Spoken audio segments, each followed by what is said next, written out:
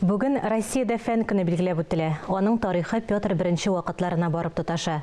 1724 елның 8 февралендә патша Россия дәүләтендә фәнне үстерү турындагы указны имзалый.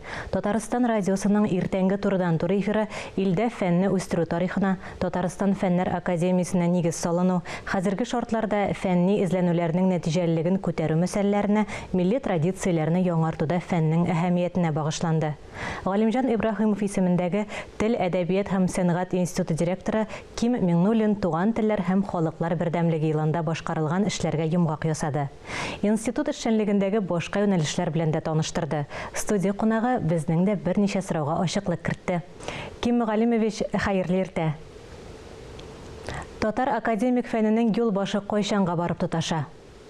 Татар академик фәненең юлбашы дип алабыз икән, без инде әлбәттә үзебезнең олы шәхесләребез дәүләтчелек чорыннан ук башлап китү дөрес була торгандыр. Без инде искә алырга тиеш Болгар дәүләте чорын, Алтын Урда, Казан ханлыклары чорларыннан башлап, әлбәттә аның нигезе булмаса, алга табаның киләчәге дә булмас иде. 19 гасырда бу инде безнең олы шәхесләребезнең шушы безнең академик фәнебезгә нигез сала башлаган кешеләребез, Кайым Насырыйны атарга кирәк, башкаларны, һәм инде без инде аны эзлекле рәвештә, планлы рәвештә дәүләт дәрәҗәсендә башкарылган эш итеп алабыз. 1921 елда революциядан соңгы чорда Татарстанда башка милли республикалардагы кебек үк академ үзәк дигән оешманың барлыкка килүе, фәннәр академиясендә зур чаралар белән әлеге оешманың 100 еллыгын билгеләп узган идек. Без инде аны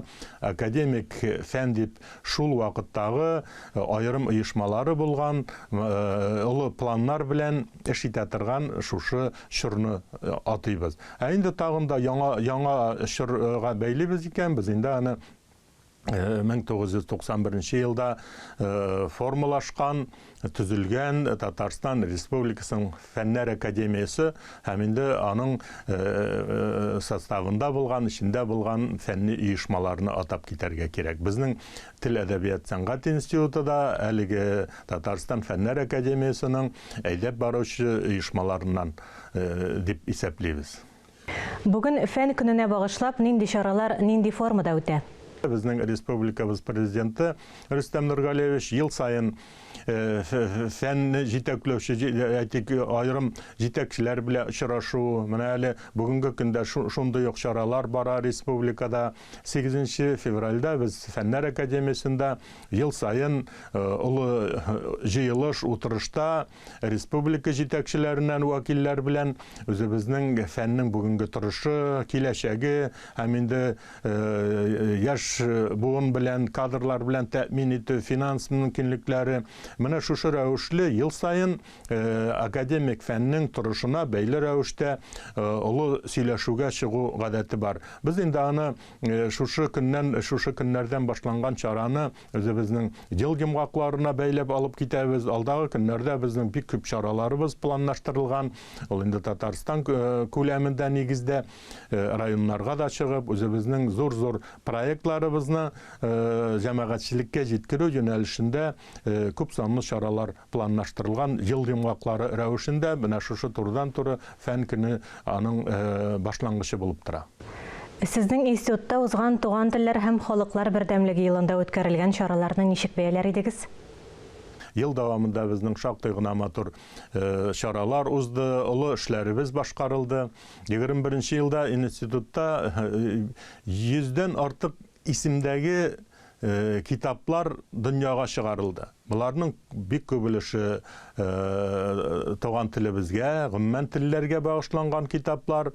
Ул инде чит төбәкләрдә яшәгән милләттәшләребезнең телгә, гореф-гадәтләргә бәйле булган күп материаллар тупланган. Үзебезнең бик күп сандагы сүзлекләр, төрле монографик хезмәтләр, менә шушы рәвешле безнең инде ул нәтиҗәсе буларак без анда аны барларга җыенабыз. Менә 6 томлык академик басма дөнья күрде ул инде аңлатмалы сүзлекнең соңгы томы дөньяга чыгарды. Хәзер инде без татар теленең 6 томның аңлатмалы сүзлеген җәмәгатьчелеккә җиткерү белән шөгыльләнәчәкбез. Бу инде эш нәтиҗәләренең турында сүз алып барганда 8 томлык безнең татар әдәбияты тарихының соңгы томын шулай ук дөньяга чыгардык. Язучылар берлеге белән бергә әлеге 8 томлыкны җәмәгатьчелеккә җиткерү, шул турда сөйләшү безнең планлаштырылган. Ел ахырында гына без Тукаебызга багышланган 3 томлык 2 телдә башкарылган зур проектны тамамлаган идек. Узган ел бит инде безнең Тукаебызның 131 еллык юбилее да булды. Һәм инде әлеге безнең улы проект Тукайга багышланган федераль күләмдә Россия буенча җиңүче проектлар белән җиңүче проектлар булды. Анда зур бүләк рәвешендә безгә тапшырдылар. Шуңа күрә безнең ел җомгаклары узган ел эшләгән эшләребезне җәмәгатьчелеккә җиткерү, аны цифрлаштыру елында быелгысы электрон форматта пропагандалау, берничә безнең шушы февраль айында Татмедиа юнәлешендә безнең пресс-конференциялар планлаштырылган. Шуңа күрә февраль айы безнең инде фән көненнән башлап ай ахырына кадәр монда әле безнең халыкара туган телләр көне 21 февраль, менә булар бөтенесе дә безнең ел җомгакларының төрле форматтагы чаралар белән узуы планлаштырыла. Ким Галимович, эштәлекле әңгәмәгез өчен зур рәхмәт. Сез Галимҗан Ибраһимов исемендәге Тел, әдәбият һәм сәнгать институты директоры Ким Миңнуллин белән әңгәмә карадыгыз.